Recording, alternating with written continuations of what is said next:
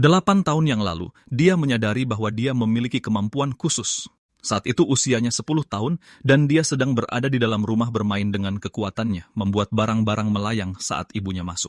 Alih-alih memujinya, ibunya justru membentaknya, menyuruhnya menghentikan apapun yang sedang dilakukannya. Ibunya lalu berbicara dengan tenang kepadanya, bertanya apakah dia masih ingin hidup bersama ibunya untuk waktu yang lama. Dan Turan menjawab, ya. Karena dia masih ingin hidup bersamanya lebih lama, ibunya mendesaknya untuk berjanji agar tidak menggunakan kekuatan itu mulai dari saat ini dan seterusnya. Ibunya melarangnya menggunakan kekuatan itu di depan orang-orang, dan Turan bertanya pada ibunya mengapa dia dilarang melakukannya. Ibunya bertanya, apakah dia ingat cerita tentang bangsawan dan ksatria? Dan dia menjawab, iya. Pada dasarnya, mereka menyebut orang-orang yang menggunakan kekuatan khusus sepertinya sebagai penyihir, baik itu bangsawan maupun ksatria.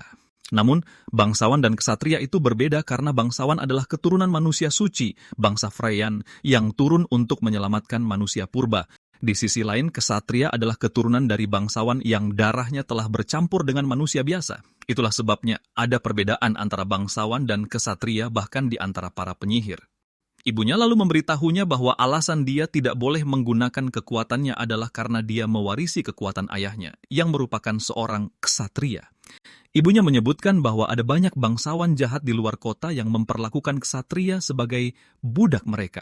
Dia mendesaknya untuk selalu merahasiakan fakta bahwa dia adalah seorang penyihir. 8 tahun kemudian, Turan masih memastikan dia tidak melanggar janji ini, dan dia terus memegangnya karena dia tidak punya keinginan untuk mengungkapkan dirinya sebagai seorang penyihir. Bahkan, dia sama sekali tidak punya niat untuk turun gunung menuju desa. Di desa, 2 anak biasa sedang bermain-main, berpura-pura menjadi penyihir dan monster sampai kakek populer di desa itu, Rabus, menghampiri mereka. Bocah itu bertanya apa yang harus dia lakukan untuk menjadi penyihir, dan kakek itu memberitahunya bahwa dia tidak bisa menjadi penyihir hanya dengan bermodalkan keinginan saja.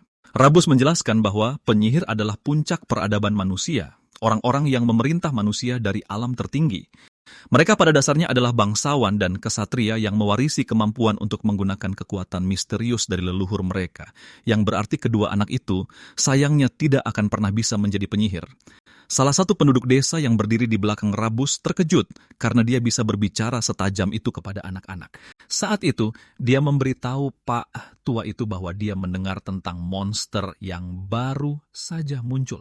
Rabus membenarkannya, mengatakan bahwa salah satu penduduk desa, Rob, berpapasan dengan monster itu malam sebelumnya. Katanya monster itu diselimuti bayangan hitam pekat, dan itu adalah macan tutul besar yang ukurannya sebesar rumah. Namun, Rabus menyuruh mereka untuk tidak khawatir karena kepala desa sudah pergi ke kota untuk meminta bantuan penyihir, dan dia pasti akan membawa satu kembali sehingga monster itu bisa ditaklukkan.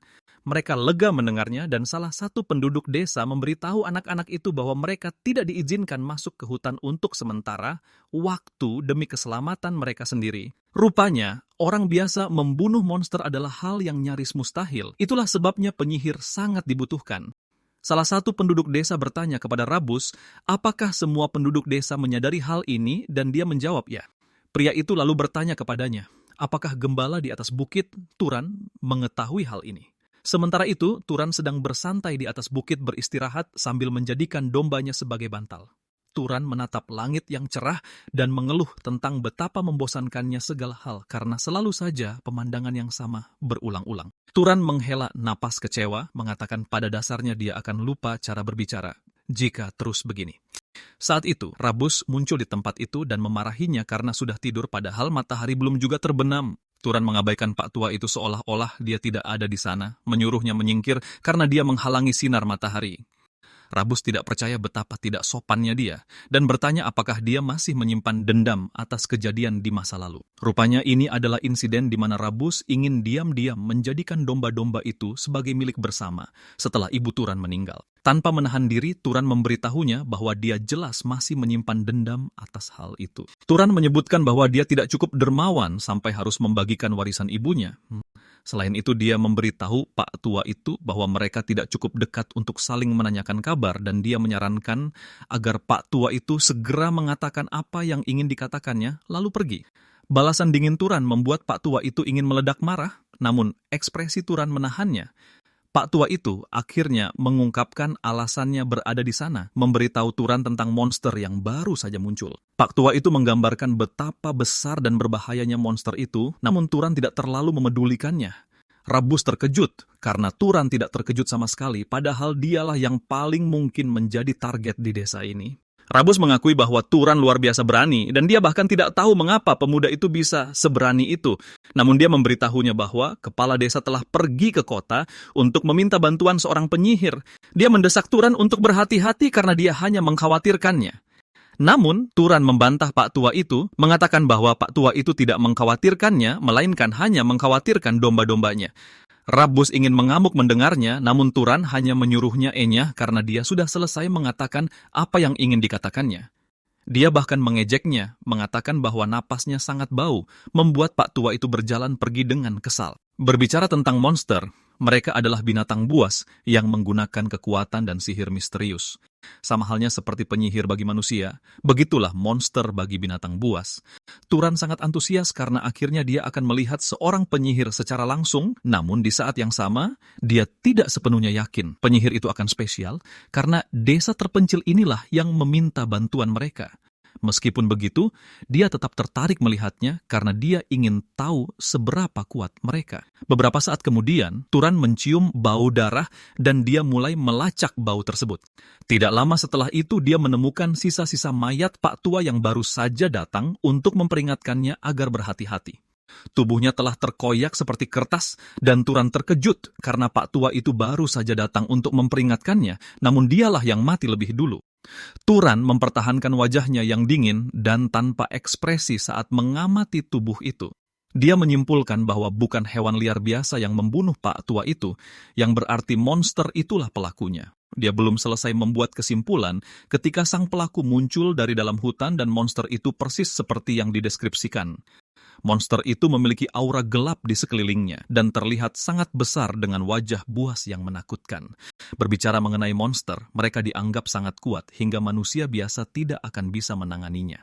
Putra Rob mendengar hal ini dan percaya bahwa desa mereka akan tamat, namun ayahnya meyakinkannya bahwa penyihir itu akan menaklukkan monster tersebut. Dia memberitahu bocah kecil itu bahwa penyihir tidak akan kalah melawan monster karena mereka bisa membasmi monster hanya dengan satu kata. Kini saat Turan berhadapan dengan monster itu, tidak ada sedikit pun rasa takut dalam dirinya saat ia dengan tenang menyuruh monster itu mati. Gelombang besar menghantam monster itu, mementalkannya ke belakang, namun monster itu tetap kuat seperti sebelumnya. Turan tetap terdiam karena serangan pertamanya tidak berhasil. Dan saat dia sibuk memeras otak mencari cara lain, monster itu melompat ke arahnya. Turan menggunakan kata perintah lain, menyuruh monster itu berhenti, namun monster itu hanya meleset tipis darinya. Turan terkejut bahwa dua kata perintah yang digunakannya tidak efektif melawan monster itu, dan sebelum dia menyadarinya, monster itu dengan marah berbalik untuk menyerangnya. Turan melompat ke belakang untuk menghindari serangan monster itu, dan dia memutuskan untuk serius. Turan beralih ke cara gembala, dan dia mengeluarkan ketapelnya. Dia meletakkan batu di ketapel dan menggunakan sihir untuk mengeraskannya sebelum menembakkannya ke arah monster itu. Saat batu itu melesat ke arah monster, dia menggunakan kata perintah lain untuk membuatnya lebih cepat. Saat proyektil itu makin dekat ke monster, Turan memerintahkannya untuk menembus, dan ini menghasilkan kekuatan besar dengan gelombang kejut di belakangnya yang menembus tubuh monster itu. Namun ini tidak cukup untuk membunuh sang monster. Monster itu melesat ke arah Turan tanpa menyadari bahwa Turan belum selesai karena proyektil itu sudah meluncur kembali bagaikan bumerang yang mengincar kepalanya. Dengan kekuatan yang dahsyat dan tak masuk akal, batu itu menembus kepala monster dari belakang sebelum ia sempat meraih Turan. Dengan kekuatan gila dari pergerakan proyektil tersebut, monster itu ambruk ke tanah tak bernyawa dan Turan tetap bersikap sangat tenang sepanjang kejadian itu. Dia memutuskan untuk membuang jasad monster itu ke lembah sambil memikirkan betapa penduduk desa hanya suka membuatnya stres. Keesokan paginya, Turan menerima kunjungan tak terduga dari sekelompok penduduk desa yang marah. Mereka menggedor pintunya tanpa sopan santun, menuntutnya untuk keluar. Rupanya, mereka ada di sana untuk menuduhnya membunuh Rabus, dan pria yang memimpin aksi itu mencengkeram kerah Turan, menyebutnya tidak tahu malu. Dia mengklaim bahwa Turan melukai Rabus sebelum melemparnya keluar untuk dimakan monster. Turan dengan tenang menjawab bahwa dia bisa mengerti mengapa mereka ingin menjebaknya karena pria tertua di desa mati sendirian alih-alih para pemuda yang terlalu takut untuk melawan monster itu. Turan mengatakan mereka memilih untuk menjebaknya karena itu adalah cara termudah bagi mereka untuk melimpahkan kesalahan dari diri mereka sendiri kepadanya. Hal ini sangat membuat pria itu murka dan dia melayangkan pukulan ke wajah Turan, tetapi Turan dengan mudah menghindari serangan itu. Turan lalu melancarkan serangan balasan, menyundul kepala pria itu, membuat hidungnya berdarah hebat. Jauh di lubuk hatinya, Turan merasa senang dia memiliki sihir karena itu membuat segalanya menjadi sangat praktis. Ini karena jika dia menginginkan sesuatu, hal itu terjadi dengan mengorbankan mana. Salah satu penyerang berlari mendekati Turan, berniat memukulnya dengan tongkat, namun Turan berbisik pelan, menyuruhnya untuk jatuh. Keinginannya terwujud dan pria itu tiba-tiba tersandung sebelum sampai ke arah Turan. Turan terus mempermainkan sisanya karena dia bahkan tidak perlu melakukan sesuatu yang terlalu serius untuk menjatuhkan mereka. Semua yang dia rencanakan adalah memberi mereka pelajaran yang cukup keras asalkan tidak membuat mereka mati. Turan lalu merebut tongkat dari satu pria dan memukul wajahnya dengan itu sambil tetap menggunakan pria tersebut sebagai tameng untuk menerima pukulan dari yang lain. Pada akhirnya, Turan dengan mudah menumbangkan mereka semua sambil tetap menyembunyikan fakta bahwa dia adalah seorang penyihir. Setelah menghajar mereka semua, Turan memarahi mereka mengatakan bahwa mereka seharusnya menggunakan kekuatan yang sama, seperti saat melawan dirinya untuk mengurus pemakaman Rabus. Setelah menghajar para pria, Turan bertanya kepada para wanita yang bersama mereka, apakah mereka juga ke sana untuk melawannya. Namun para wanita itu mengangkat tangan, mengatakan kepada Turan bahwa mereka tidak ingin mencari masalah dengannya, dan berdalih bahwa mereka hanya ke sana untuk menyapanya. Turan tidak terlalu peduli karena mereka tidak punya nyali untuk melawannya seperti para pria itu, dan dia menyuruh para wanita untuk menyeret para pria kembali turun gunung. Saat Turan kembali ke dalam rumahnya, dia tahu bahwa kejadian itu tidak akan berakhir di sana, karena mereka masih akan menggunakan ini untuk memerasnya saat dia pergi ke desa untuk berdagang. Meskipun begitu, dia tidak terlalu peduli karena dia bisa saja menghajar mereka lagi sampai dia mendapatkan kesepakatan yang adil. Turan yakin bahwa tidak akan ada lagi pembuat onar yang datang mengganggunya, karena dia sudah memberi mereka hajaran yang setimpal. Belum selesai ia berbicara, terdengar ketukan di pintu, dan dengan kesal ia membukanya lebar-lebar sambil bertanya, siapa di luar sana? Betapa terkejutnya dia, pria yang berdiri di depan pintu sama sekali tidak terlihat seperti warga desa. Turan bertanya siapa dia, dan pria itu menjawab bahwa dia hanya ingin meminta bantuan terkait perjalanannya, tapi sepertinya dia datang di waktu yang kurang tepat. Turan meminta maaf atas ketidaksopanannya, mengatakan bahwa sebelumnya ada beberapa tamu tak diundang. Jauh di lubuk hatinya, Turan bahkan tidak tahu apakah balasannya sudah sopan karena ia jarang berbicara dengan warga desa meskipun ibunya selalu mengajarinya tata krama. Berusaha keras memperbaiki situasi, Turan memberitahu pria asing itu bahwa ia boleh masuk jika sedang mencari penginapan. Tidak lama setelah itu, Turan menyiapkan hidangan yang bisa dibilang seperti pesta mewah untuk pria asing tersebut. Sambil makan, mereka mengobrol, dan Turan memberitahunya bahwa dia tidak terlalu sering berbicara dengan warga desa karena ia lahir dan besar di bukit. Faktanya, dia telah hidup sebagai penggembala seumur hidupnya, dan dia memberitahu pria asing itu bahwa rasanya aneh kota kecil ini didatangi pelancong. Secara mengejutkan, pria itu memujinya, mengatakan bahwa dia memiliki tata krama yang baik untuk seseorang yang tumbuh sendirian sebagai penggembala. Turan mengungkapkan bahwa ia belajar dari ibunya, tapi ia menyebutkan bahwa ibunya sudah meninggal karena sakit. Pria asing itu membuat tanda keagamaan sambil meyakinkan Turan bahwa ibunya ada di surga karena telah membesarkan putra yang baik. Setelah selesai membahas itu, keduanya kembali mengobrol santai, dan Turan bertanya apa yang membawanya jauh-jauh ke desa terpencil ini. Pria asing itu menyebutkan bahwa dia sedang menjalankan kontrak karena seseorang memintanya untuk mengurus monster di desa, yang pada akhirnya mengungkapkan bahwa dia adalah seorang penyihir. Turan terkejut mendengarnya, dan dia menyadari bahwa pria itu adalah penyihir yang dibicarakan Rabus. Penyihir itu lalu memberitahu Turan bahwa ada sesuatu yang ingin ia tanyakan, dan Turan mempersilakannya. Penyihir itu menyebutkan bahwa dia sebenarnya bisa merasakan keberadaan monster tapi tidak bisa melihatnya. Dan yang lebih aneh adalah, Turan sangat tenang menghadapi situasi ini, meskipun dia tahu apa yang telah terjadi. Penyihir itu menyebutkan bahwa Turan adalah target yang sangat ideal bagi monster itu, tapi dia sama sekali tidak terlihat takut. Penyihir itu memberitahu Turan bahwa dia terlihat sangat berani untuk ukuran penggembala yang belum pernah meninggalkan desa. Dan dengan suara yang tenang dan serius, penyihir itu bertanya siapa Turan sebenarnya. Penyihir itu mengejutkan Turan dengan bertanya apakah dia juga seorang penyihir, dan ini seketika membuat Turan waspada untuk mencari alasan. Dalam sebuah kilas balik, ia pernah bertanya kepada ibunya apa yang akan terjadi jika ada yang tahu bahwa ia adalah seorang penyihir. Ibunya menjelaskan bahwa ada bangsawan jahat menggunakan penggembala seperti mereka sebagai perumpamaan. Ia mengatakan bahwa jika bangsawan adalah penggembala seperti mereka, maka kesatria adalah seperti anjing peliharaan para bangsawan itu. Ibunya memberitahunya bahwa mereka mungkin akan memperlakukannya dengan penuh kasih sayang layaknya keluarga, namun mereka juga tak segan mengorbankannya jika diperlukan. Ibunya mengatakan bahwa ia tidak menginginkan kehidupan seperti itu untuknya, dan kembali menegaskan bahwa tidak boleh ada yang tahu kalau dia adalah penyihir, terutama sesama penyihir. Ia memberitahu Turan bahwa jika mereka sampai tahu, mereka akan merebut Turan darinya dan menjadikannya anjing gembala yang bisa dibuang kapan saja. Ibunya juga mengingatkan bahwa untuk mencegah orang-orang mengetahui identitasnya sebagai penyihir, ia mungkin terpaksa harus membunuh. Dan sekarang di masa kini, Turan sudah mulai mempertimbangkan pilihan tersebut. Penyihir itu bisa melihat raut wajah Turan yang sedingin es, dan ia bertanya mengapa Turan tidak menjawab pertanyaannya. Sebelum Turan sempat bergerak untuk membunuhnya, penyihir itu mencairkan suasana, memberitahu Turan bahwa itu cuma lelucon, tapi ekspresi dinginnya malah merusak suasana. Turan pun kembali tenang, karena ia juga terkejut dan meminta maaf atas hal itu, mengatakan bahwa ia memang tidak punya selera humor yang bagus. Namun, penyihir itu berkata bahwa dialah yang seharusnya meminta maaf karena telah membuatnya panik.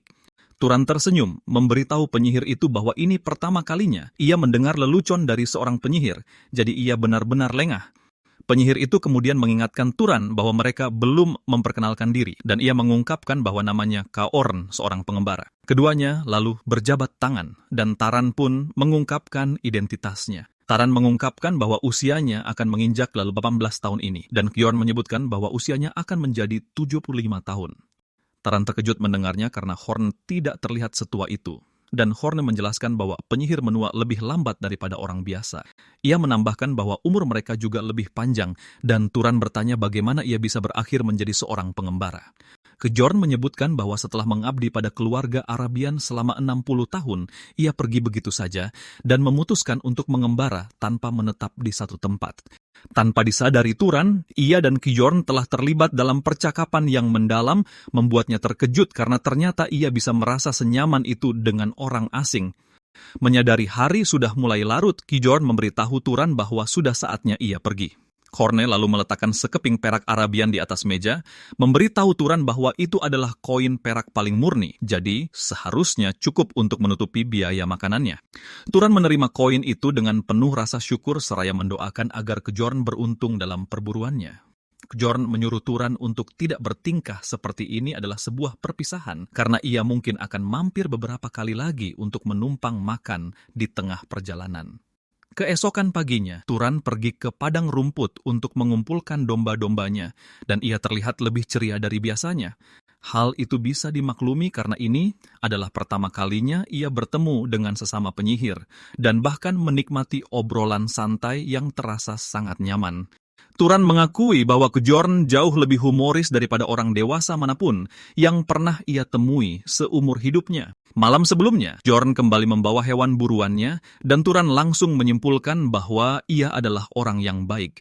Selama ini, Turan selalu berpikir bahwa ksatria adalah anjing pemburu tanpa emosi yang dimanfaatkan oleh bangsawan arogan.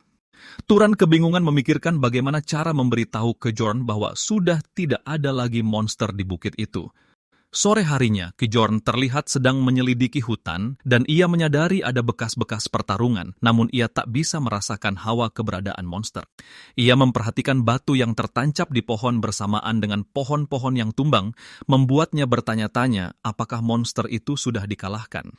Pada saat yang sama, ia penasaran tentang siapa yang telah memburunya, bertanya-tanya apakah kepala desa juga menyerahkan tugas ini kepada penyihir lain selain dirinya. Meskipun begitu, ia merasa lega karena jika ada yang telah membunuh monster itu, wilayah ini sudah aman, dan itulah hal yang paling penting. Tiba-tiba, ia mencium bau sesuatu yang aneh, dan saat ia berbalik, ia melihat monster macan tutul yang dikalahkan Turan sedang berjalan ke arahnya. Akan tetapi, keadaan menjadi rumit karena monster itu telah berubah menjadi wraith, dan Kioran panik karena ia tak menyangka ada yang akan melakukan hal seperti ini.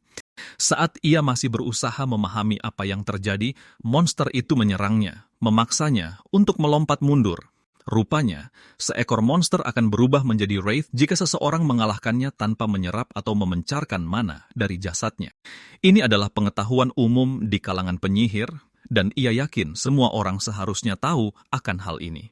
Monster itu kembali menerjang, tetapi Kioran melompat ke udara untuk menghindari serangannya, dan ia kini bisa memastikan bahwa orang yang mengalahkan monster ini adalah seorang penyihir.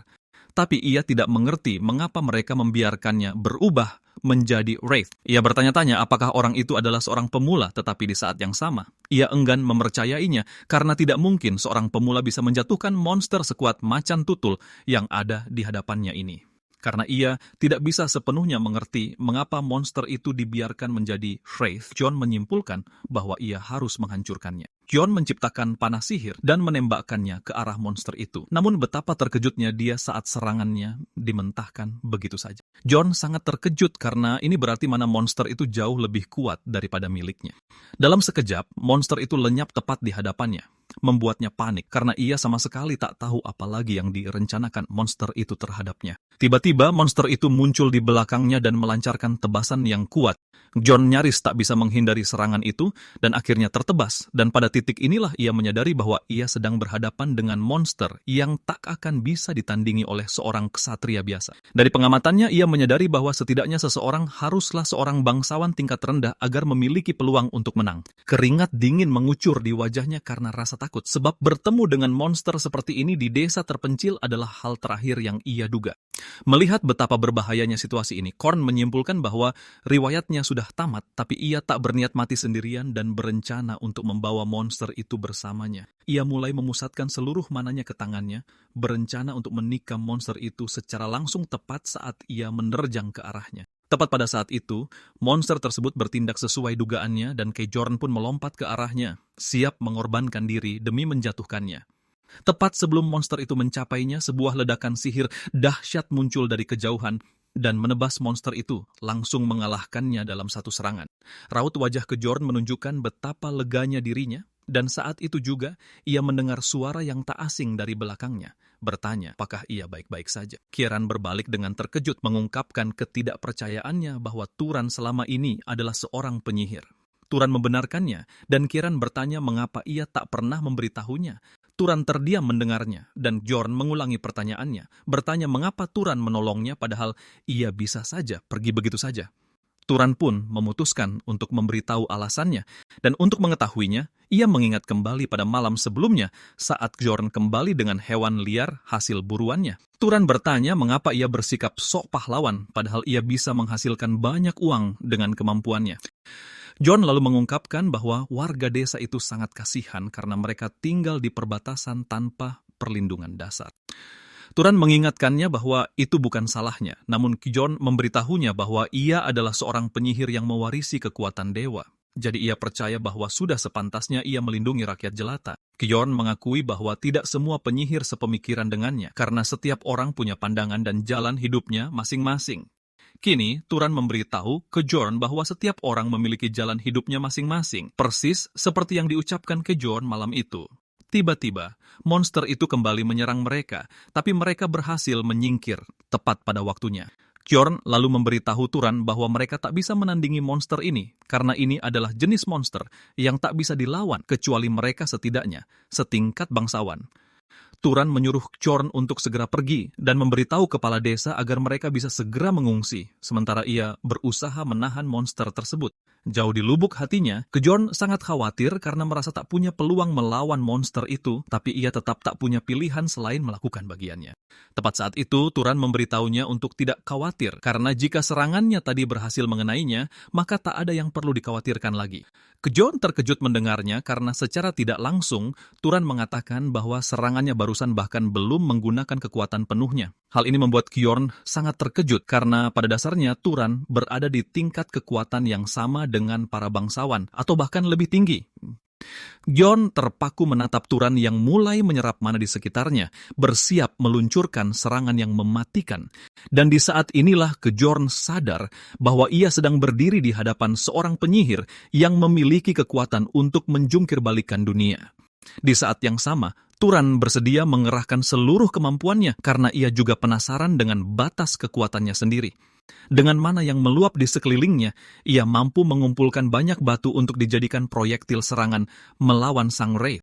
Curen lalu memberitahunya bahwa ia tidak akan membiarkannya melawan Wraith itu sendirian, karena sehebat apapun bakatnya, Wraith adalah lawan yang sangat tangguh.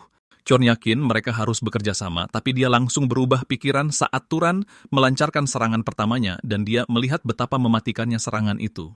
Dia sadar bahwa dia hanya akan menghalangi, dan satu-satunya hal yang bisa dia lakukan saat itu adalah membuat bakat Turan mekar. Serangan Turan menyisakan kekuatan yang besar, tapi setelah debunya mereda, Wraith itu masih tetap aktif. Turan terkejut melihatnya, dan Khorne memberitahunya bahwa dia tidak bisa membunuh Wraith dengan serangan fisik.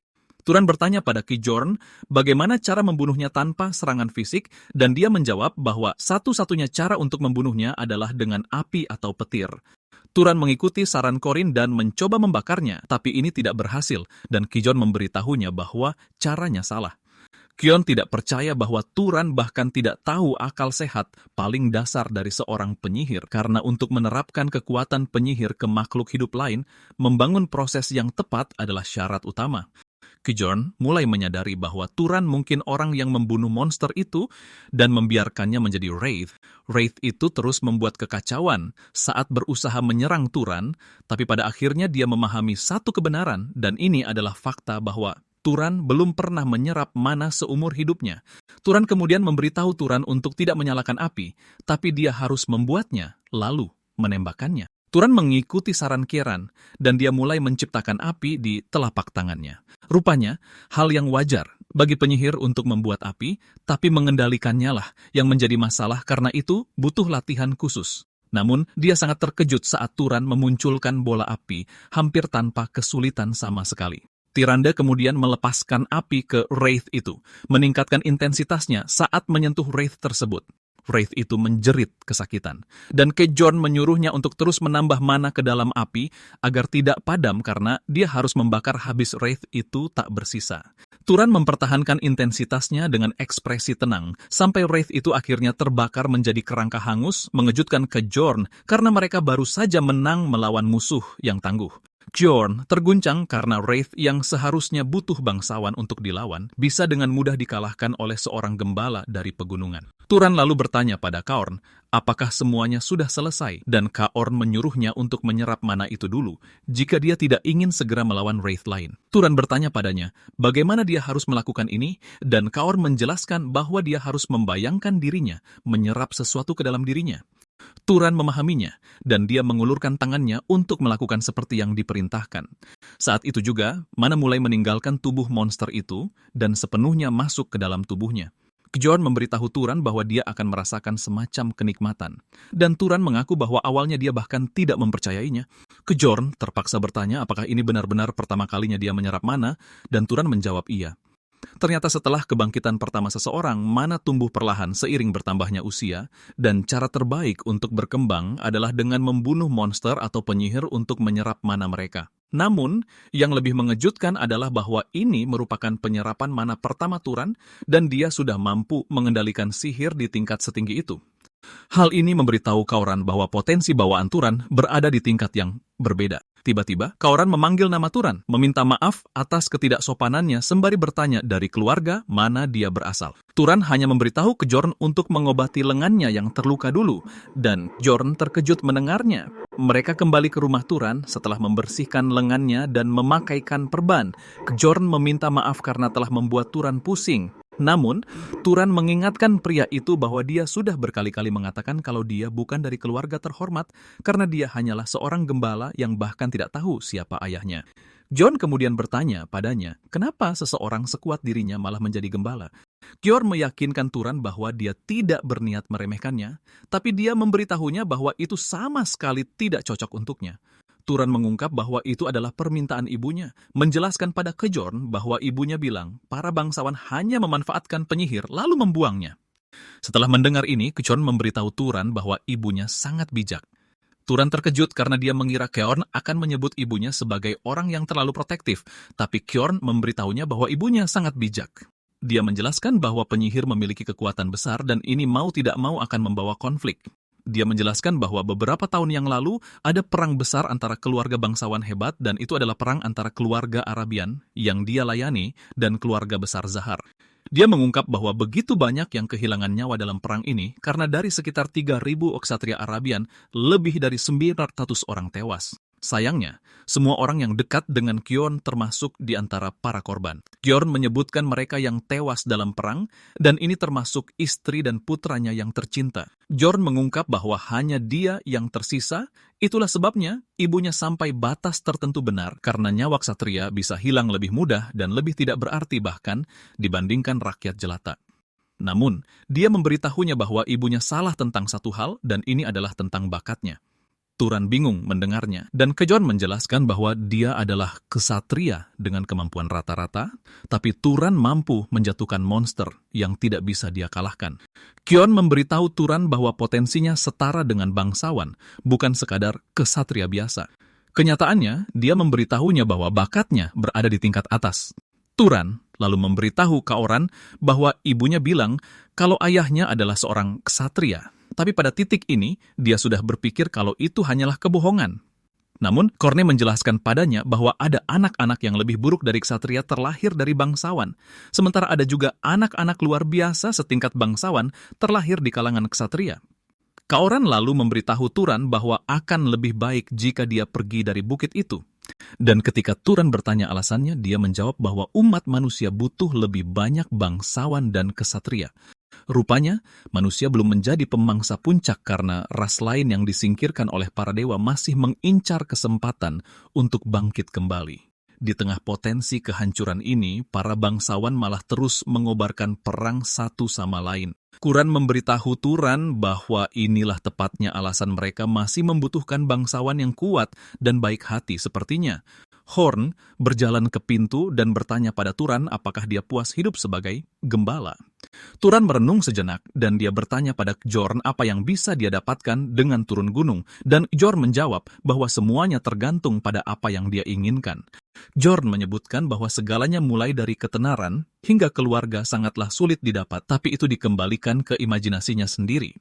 Saat Korne keluar rumah, dia memberitahu Turan bahwa dia bisa menjadi pengembara sepertinya, membunuh monster yang mengancam manusia atau menjadi penjelajah yang pergi ke tempat yang belum diketahui. Bahkan, dia bisa diadopsi ke dalam sebuah keluarga bangsawan dan menapaki jalan kekuasaan.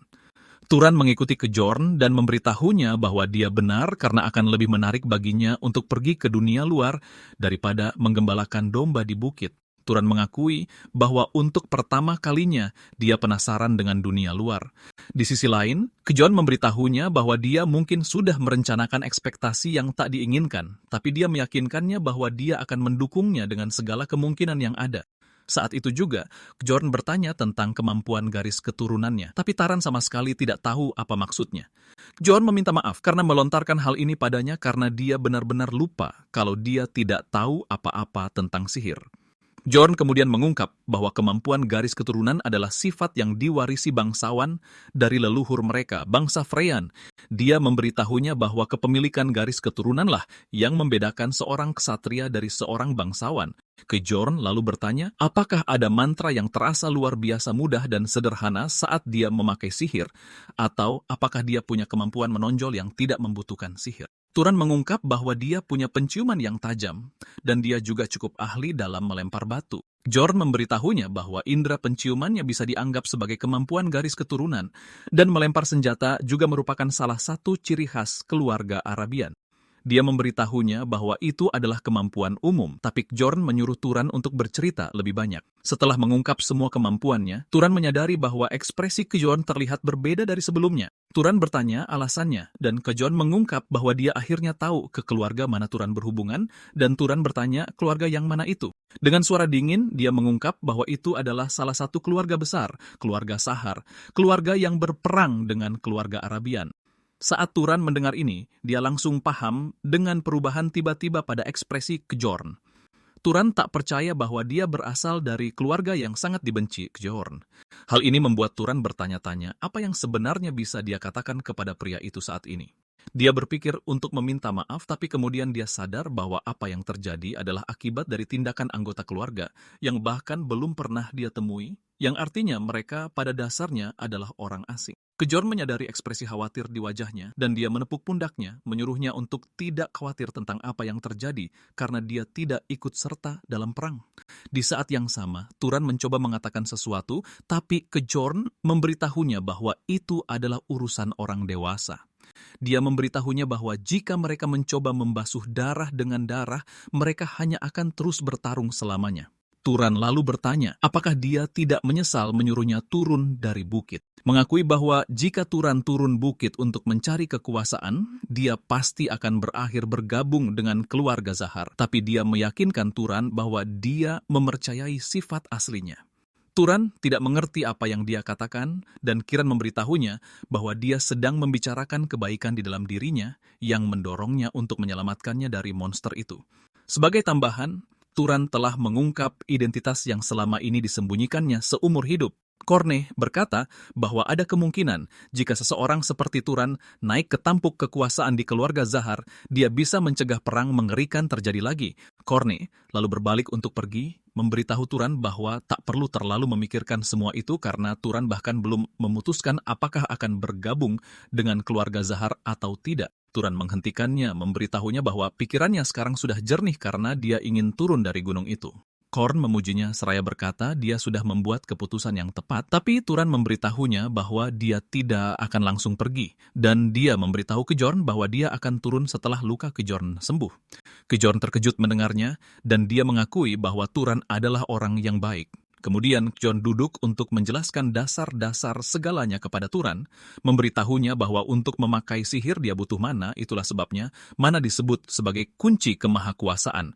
Dia memberitahu Turan bahwa ini bukanlah kekuatan yang benar-benar maha kuasa seperti namanya, tapi dia memberitahunya bahwa untuk memakai sihir dia butuh mana yang cocok. Turan lalu bertanya soal standar mana yang cocok untuk sihir, dan Kuhin memberitahunya bahwa tingkat kesulitan sihir sebagian besar ditentukan oleh 3 faktor. Yang pertama adalah garis keturunan, yang kedua adalah afinitas, dan yang ketiga adalah kausalitas. Yang pertama, yaitu garis keturunan, ditentukan oleh garis keturunan sejak dia dilahirkan, dan ini berlaku untuk sebagian besar bangsawan yang bukan kesatria. Dia memberi contoh tentang hal ini seraya mengatakan akan sulit bagi Turan untuk menyembuhkan lukanya dengan sihir karena dia bukan dari garis keturunan Revista di selatan, yang bahkan bisa melakukan hal seperti ini tanpa latihan. Adapun yang kedua, yaitu afinitas, John berkata kurang lebih dianggap sebagai keakraban. Ini adalah konsep bahwa penyihir bisa dengan mudah melakukan tugas yang mereka sukai atau yang sudah biasa mereka lakukan. Contoh dari hal ini adalah bagaimana dia membuat bola api seolah-olah sedang melempar batu. Dan Turan membenarkan hal ini, mengatakan bahwa jika dia mencoba membuat api biasa, dia mungkin tidak akan mencapai kecepatan atau daya tembak tersebut. Yang terakhir adalah kausalitas, tapi dia mengaku bahwa dia tidak sepenuhnya memahaminya. Kjorn bertanya pada Turan apa yang menurutnya akan terjadi jika dia mencoba membunuhnya secara langsung menggunakan mana, dan Turan menjawab bahwa cahaya akan bersinar dari kepalanya, dan cuma itu saja. Kjorn memberitahunya bahwa ini adalah fenomena persis yang terjadi dari kurangnya kausalitas. Dia menaruh tangannya di atas cangkir, di atas meja, membuat isinya mendidih. Dia memberitahunya bahwa hal seperti ini terjadi ketika tidak ada penyebab yang tepat untuk hasil yang diinginkan, dan ketika apa yang perlu dicapai terlalu sulit. Turan kemudian menjawab bahwa dia sudah mulai mengerti semuanya karena jika dia ingin membunuh Kjorn, dia hanya perlu memberikan penyebab kematian, seperti menciptakan dan menembakkan api daripada menghabiskan mana untuk mengharapkan kematiannya. Turan mengikuti proses yang sama dengan menyalakan api di cangkir sambil mengatakan bahwa akan lebih praktis untuk membunuh Kjorn dengan cara itu karena menciptakan dan menembakkan api lebih alami daripada menyalakannya secara langsung. Kjorn senang melihat bagaimana Turan bisa menjelaskan semuanya dan dia mengatakan bahwa Turan bisa saja menjadi seorang profesor alih-alih penyihir. Turan memberitahu Kjorn bahwa dia bisa mengendalikan hewan sesuka hatinya, tetapi ingin tahu mengapa monster ajaib membutuhkan kausalitas. Kjorn mengatakan kepadanya bahwa ini karena mana mereka, dan keduanya terus melakukan percakapan panjang dan membosankan tentang cara kerja sihir. Pada akhirnya, Horne memberitahu Turan bahwa garis keturunan Zahar juga memiliki sihir khusus yang melibatkan keahlian dalam mengendap-endap dan melacak. Dia menyarankan agar Turan mencobanya dan Turan menyetujuinya. Turan membuat permintaan agar tidak terlihat dan yang mengejutkan Kejorn, Turan benar-benar berhasil. Turan kembali terlihat dan Kejorn yang cemas memberitahu Turan bahwa sudah lama dia tidak melihat kemampuan itu, mengakui bahwa itu adalah kemampuan yang menakutkan. Dia memberitahu Turan bahwa ini adalah kemampuan yang paling ditakuti oleh kesatria Arabian selama perang. Namun Kaorn memberitahu Turan bahwa kemampuan itu tak terkalahkan meskipun terlihat sangat kuat. Kaorn kemudian memberitahu Turan bahwa dia akan mengajarinya lebih banyak metode pelatihan sihir, memaksa Turan bertanya kepadanya apakah dia tidak terlalu banyak mengajari penyihir dari keluarga musuh. Kejorn memberitahu Turan bahwa dia telah menyembuhkan dan menyelamatkannya, tetapi juga mengingatkan bahwa dia mempercayai karakternya. Kemudian Turan turun ke desa untuk memberitahu mereka tentang rencananya, menjual domba dan pergi. Nyatanya, dia sudah mengemas barang-barangnya, dan kepala desa panik bertanya mengapa dia membuat keputusan seperti itu tanpa berkonsultasi dengan mereka terlebih dahulu. Turan hanya menyuruh pria itu untuk mencari cara menemukan penggembala, karena menurutnya bukan urusan siapapun apa yang dia lakukan terhadap barang miliknya. Namun, dia menyuruh mereka untuk membeli domba-domba itu dengan harga yang pantas, karena jika tidak, dia hanya akan melepaskan semuanya dan pergi. Turan mengatakan bahwa mereka bebas mencoba menangkap domba-domba itu setelah ini, tetapi dia yakin mereka akan kesulitan melakukannya. Kepala desa merasa frustrasi, tetapi dia tahu bahwa Turan adalah orang yang menepati janjinya dan tidak ada gunanya membuatnya kesal. Kepala desa tidak punya pilihan selain membayar domba-domba itu, menyuruhnya melakukan apapun yang dia inginkan. Setelah ini, Kejorn dan Turan berangkat. Tetapi Turan tiba-tiba ingat bahwa penduduk desa masih berutang kompensasi kepada Kejorn, dan Kejorn memberitahunya bahwa dia tidak berniat menagih bayaran karena Turanlah yang menaklukkan monster itu. Segera setelah itu, mereka tiba di persimpangan jalan, dan Kejorn memberitahu Turan bahwa disinilah mereka berpisah. Dia meminta maaf karena menolak tawarannya untuk bepergian bersama sebab dia lebih nyaman sendirian. Turan meyakinkannya bahwa itu tidak masalah, tetapi berterima kasih kepadanya atas segalanya. Dengan ini, keduanya saling mengucapkan selamat tinggal, dan Turan mengatakan bahwa dia berharap mereka akan bertemu lagi dengan senyuman. Saat Kaorn menghilang di kejauhan, Turan akhirnya menyadari kerinduan mendalam yang selalu dimilikinya akan sosok seorang ayah. Turan kemudian melanjutkan perjalanannya, dan saat melintasi gurun, dia melihat sekelompok orang aneh di kejauhan. Membuatnya bertanya-tanya apakah mereka adalah pedagang yang berkeliling dari desa ke desa. Turan memutuskan untuk mendekati mereka guna menanyakan arah. Kelompok itu awalnya mengira Turan mencoba menantang mereka, tetapi dia memberitahu bahwa dia bepergian sendirian dan butuh arah ke kota terdekat. Pria dengan penutup mata kemudian menyuruhnya untuk mengikuti jalan dari mana mereka berasal, mengungkapkan bahwa dia akan mencapai sebuah kota bernama Murai. Turan kemudian menyingkir sambil berterima kasih kepada kelompok itu karena telah memberitahunya.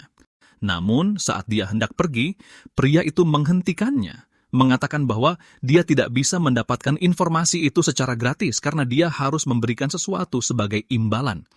Sebelum Turan menyadarinya, kelompok itu telah mengepungnya dan mereka bersenjata. Saat itulah dia menyadari bahwa dia sedang berhadapan dengan bandit, dan pria dengan penutup mata itu memberitahu Turan bahwa dia berada di gurun tandus di mana tidak akan ada yang merasa aneh jika ada orang mati.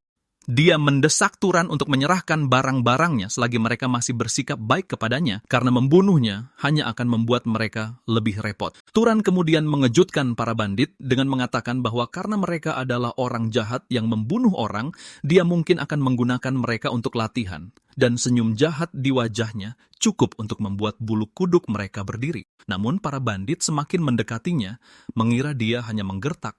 Tetapi dengan jentikan tangannya, Turan mengendalikan angin yang membuat mereka terhempas.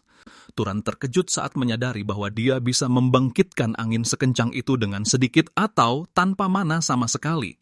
Para bandit mengerang di tanah, bertanya-tanya apa yang baru saja menghantam mereka, dan Turan mengeluarkan botol labu airnya. Dia menarik air dari botol labu itu dan membentuknya menjadi panah yang dia gunakan untuk menembus tubuh seorang bandit.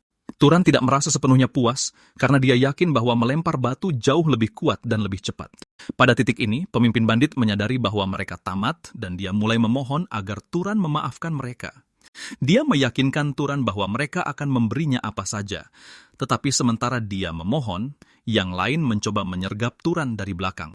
Tepat ketika mereka hampir meraihnya, Turan menghentakkan kakinya ke tanah untuk menciptakan duri pasir yang menusuk mereka semua, membuat pemimpin bandit itu sangat syok. Turan kemudian memberitahu pria itu bahwa dia punya satu pertanyaan untuknya, dan pria itu berjanji akan menjawab apapun yang dia tanyakan. Dia bertanya pada pria itu mengapa mereka menyerangnya tanpa rencana karena seperti yang telah mereka lihat, dia bisa saja seorang penyihir. Pemimpin bandit itu kemudian menjawab bahwa Turan menundukkan kepalanya, bahkan ketika mereka berbicara kasar kepadanya. Selain itu, dia menundukkan kepalanya ketika menyapa mereka, jadi mereka berasumsi bahwa dia hanyalah orang biasa. Turan berterima kasih kepada pemimpin bandit itu, mengatakan bahwa apa yang diucapkannya baru saja mengajarinya sesuatu yang penting. Pemimpin bandit itu masih bertanya apakah Turan akan mengampuni nyawanya ketika dia mendongak dan melihat kematian datang menjemputnya. Sebelum Turan dan Kijorn meninggalkan gunung, Kijorn telah memberitahu Turan untuk tidak pernah menunjukkan belas kasihan kepada sampah seperti bandit karena mereka tidak pernah ragu untuk menyakiti orang lain. Turan mengerti bahwa dia tidak bisa mengampuni bandit karena nyawa yang dia biarkan atas dasar rasa kasihan bisa berakhir mencelakai 10 orang baik. Turan kemudian bersiap untuk pergi, dan dia mengambil jalan yang sama dari arah kedatangan para bandit itu. Namun saat dia melangkah lebih jauh, Turan mau tak mau menyadari bahwa dia baru saja membunuh manusia. Meskipun dia merasakan tingkat rasa bersalah tertentu, dia tahu dia tidak bisa mengampuni para bandit itu karena Kaorn secara eksplisit telah memperingatkannya. Setelah berjalan melintasi gurun tandus dan memikirkan ajaran Kaorn berulang kali, Turan akhirnya mendapati dirinya berada di dunia baru. Dia bisa melihat dari atas kota kecil Murai, dan saat dia memasuki kota itu, dia sangat takjub dengan keramaian di sana karena ini adalah pertama kalinya dia melihat begitu banyak orang di satu tempat. Turan terpana karena bahkan arsitekturnya benar-benar berbeda dari yang ada di desanya. Bagi Turan, dia akhirnya merasakan bahwa dia telah benar-benar datang ke sebuah kota. Turan kemudian berjalan menghampiri seorang pria penjual buah dan dia menyapanya. Pria itu mengira bahwa Turan ingin membeli sesuatu, tetapi Turan memberitahunya bahwa dia bukanlah pembeli. Dia teringat kata-kata Kaorn yang memberitahunya bahwa dia harus mencari penginapan setiap kali tiba di kota. Turan meminta pria itu untuk menunjukkan jalan ke penginapan, tetapi penjual buah itu malah mengusirnya, menyuruhnya pergi karena dia tidak membeli buah. Turan bertanya-tanya mengapa pria itu bersikap kasar karena dia tidak tahu apakah ada aturan bahwa dia harus membeli buah sebelum bertanya. Turan kemudian menunjuk sebuah apel dan dia menanyakan harganya. Penjual mengungkapkan bahwa harganya 2 dapat, dan Turan mengeluarkan 2 koin yang segera memberitahu penjual bahwa Turan adalah orang luar. Meskipun demikian, dia memberitahunya bahwa tidak masalah juga untuk membayar dengan koin lain. Tepat saat dia hendak membayarnya, Turan bertanya di mana dia bisa menemukan penginapan, dan pria itu menyuruhnya lurus ke jalan di belakang toko jubah, lalu belok kiri. Dia mengatakan bahwa itu adalah bangunan beratap biru, dan itu adalah penginapan terbesar di kota ini. Mengikuti petunjuk pria itu, Turan tiba di penginapan, dan dia disambut oleh staf penginapan, Lina. Turan bertanya berapa harga untuk 1 malam, dan wanita itu menjawab bahwa harganya 16 dupet. Turan setuju untuk membayar, tetapi memberitahu wanita itu bahwa ada hal lain yang membuatnya penasaran. Dia bertanya kepadanya apakah ada monster di dekat sana yang memiliki hadiah sayembara. Lina awalnya bingung dengan pertanyaan itu, tetapi Turan menanyakan hal ini karena dia harus membunuh monster dan menyerap mana mereka. Selain itu, berburu monster juga akan memberinya banyak uang menurut Kaorn. Turan menyadari Lina tidak menjawab, dan dia bertanya, mengapa? Dia menjawab bahwa tidak ada yang gratis di dunia ini. Dan setelah membuatnya senang, dia menyuruhnya pergi ke balai kota, tetapi Turan tidak tahu apa itu balai kota. Lina menjelaskan bahwa disinilah mereka menangani berbagai urusan publik, dan para pejabat yang bekerja di sana dipekerjakan oleh penguasa kota. Namun, dia memberitahunya bahwa kemungkinan besar tempat itu sudah tutup karena sudah larut. Akan tetapi, dia menyuruhnya pergi ke balai kota keesokan harinya, karena di sanalah dia bisa menemukan sayembara berburu monster. Lina kemudian bertanya apakah dia seorang pemburu monster, tetapi Turan tidak tahu apa artinya itu. Lina menjelaskan bahwa ada pepatah yang mengatakan, jika orang biasa berburu monster, mereka akan menjadi penyihir, dan dia berasumsi bahwa Turan sedang berusaha menjadi penyihir.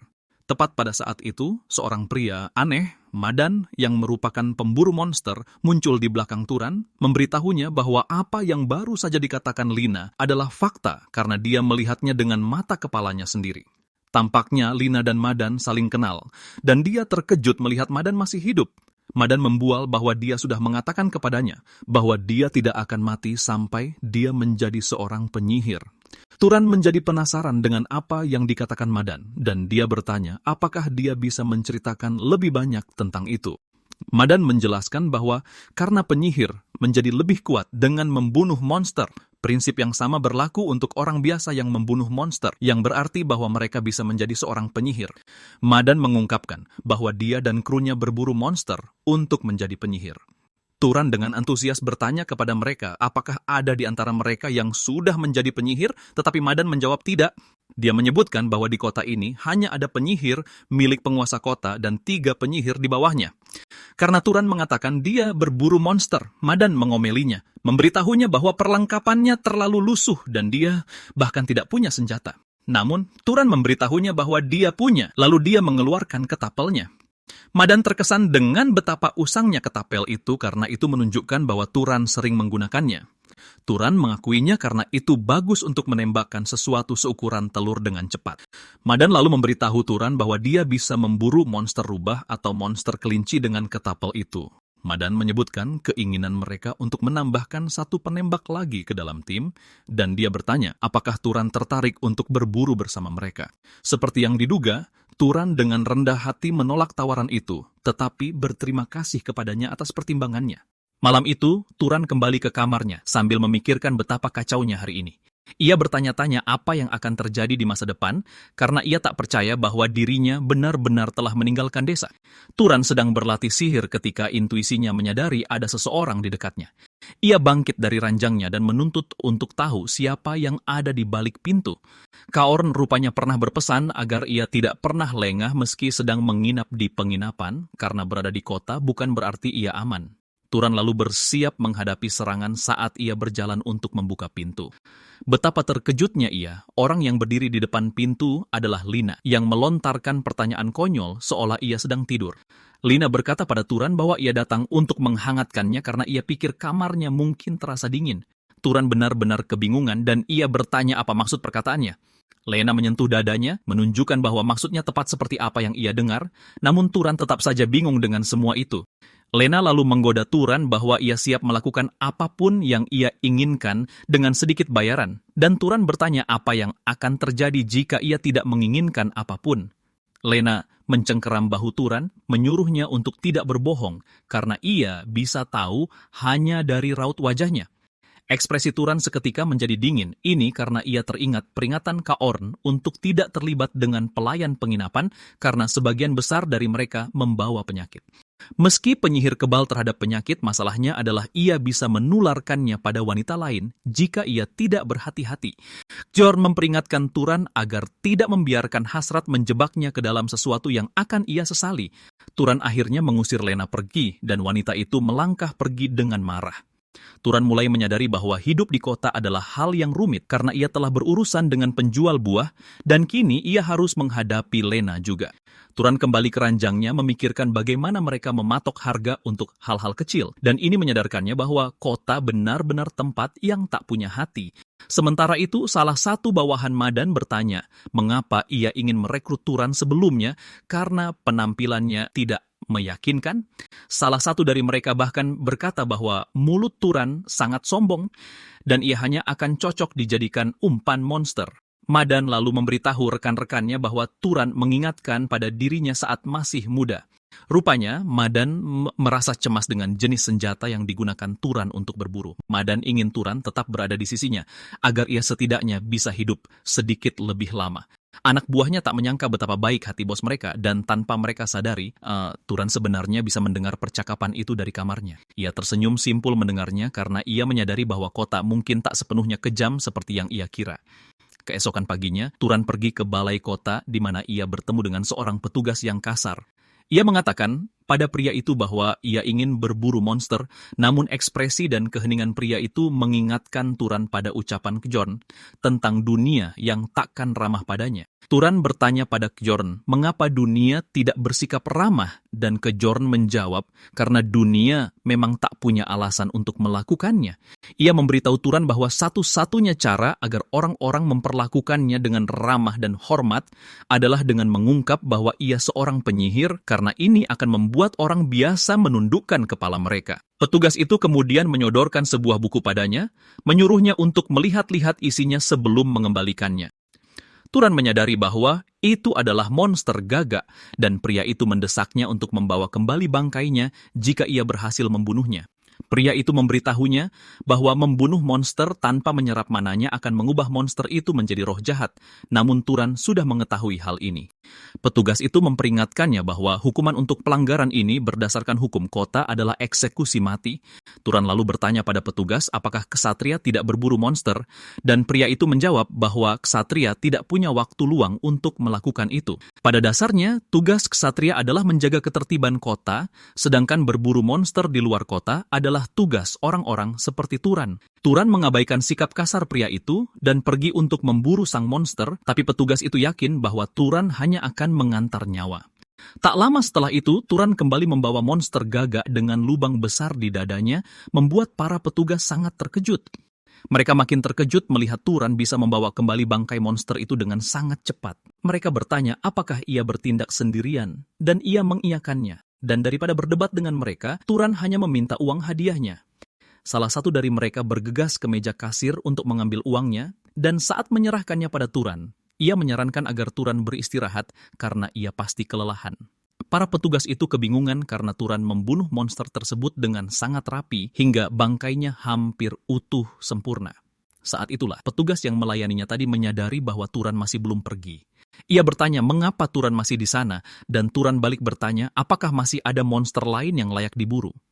Para petugas terkejut mendengarnya karena tak menyangka Turan masih punya tenaga untuk berburu monster lagi. 3 hari kemudian, Turan telah menumbangkan 30 monster, dan Lena menyajikan hidangan terbaik dari menu mereka untuknya. Lena berujar bahwa ia sangat yakin Turan telah meraup banyak uang, namun Turan memberitahunya bahwa uang bukanlah satu-satunya tujuannya.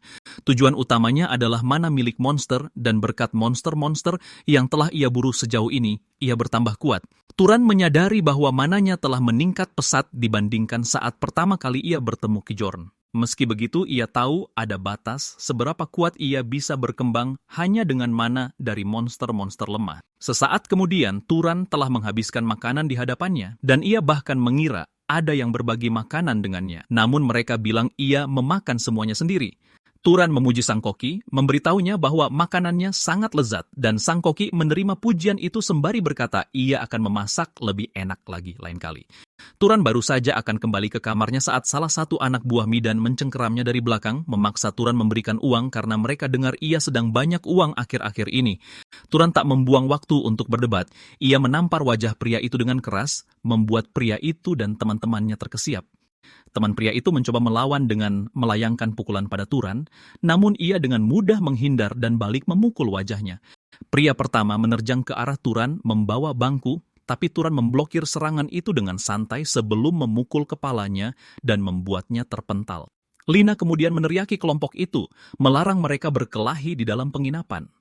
Tak lama, Midan muncul di depan pintu kamar Turan sambil menundukkan kepala untuk meminta maaf atas kejadian itu. Ia memberitahu Turan bahwa ia telah menghukum kedua pelaku dan berjanji hal itu takkan terulang.